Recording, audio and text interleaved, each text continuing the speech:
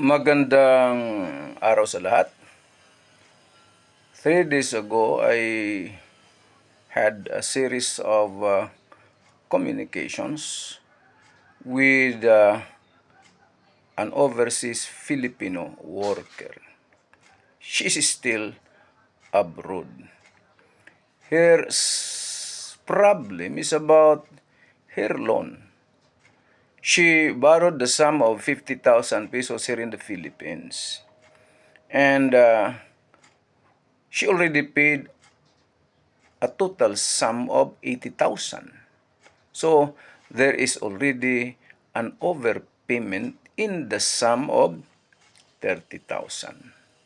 But just the same, the lender here in the Philippines continued demanding from her the payment of the loan, saying that their agreement is to pay interest, 10% monthly interest. And the amount paid of 80,000, according to the lender here in the Philippines, represents only the payment of the interest. So I asked her, was your loan agreement put into writing? Sabi it, no. A mere verbal agreement. So I said, you have an obligation to pay the principal amount of 50,000, but fortunately for you, you already paid the total sum of 80,000. But how about the interest?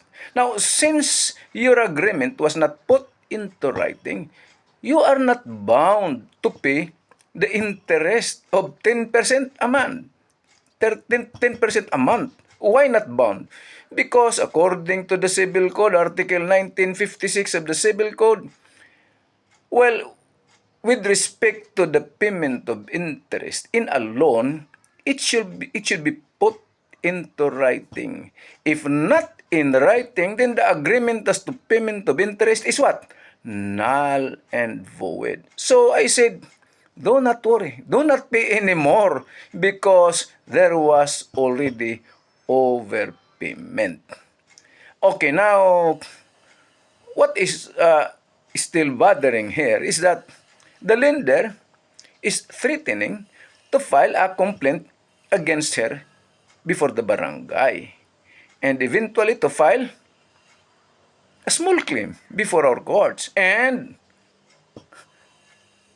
the lender is now telling her that he will demand from the employer of the OFW that her salary shall be withheld.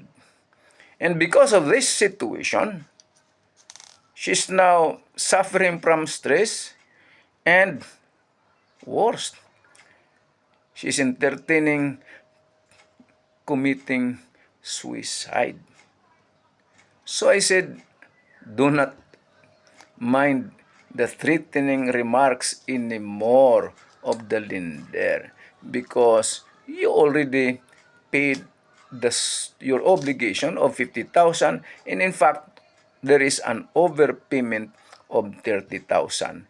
Because I repeat, because the agreement insofar as interest is concerned, it is null and void because the agreement was not put into writing. So ito yon mga kababayan. Kawawa naman itong isang OFW nangutang ng 50,000, nabayaran naman niya, inabot na ng 80,000 yung naibayad niya. Pero itong nagpapautang, nagko-communicate pa rin, kulang yung binayad mo. Yung 80,000 na binayad mo ay bayad lang yan sa interest na 10% a month. Sige, pag hindi ka nagbayad, sige, kakasuhan kita sa barangay dito sa Pilipinas at kakasuhan kita ng small claim sa hukuman at ipatigil ko yung sweldo mo dyan sa abroad. Sabi ko, magkaso na siya kung magkaso. Hindi naman siya mananalo dyan. Right? Wala. Magpapagod lang siya nang walang mahihita. Kasi ulitin ko, yung bayad, yung 10% monthly interest na sinasabi, walang bisa yon ayon sa Civil Code of the Philippines. Siyempre, habang nag-uusap kami, siyempre, umiinit ng konti yung ulo ko. Sabi ko, ako na lang kaya ang kausapin nung nagpautang na yan. Sobra na yan.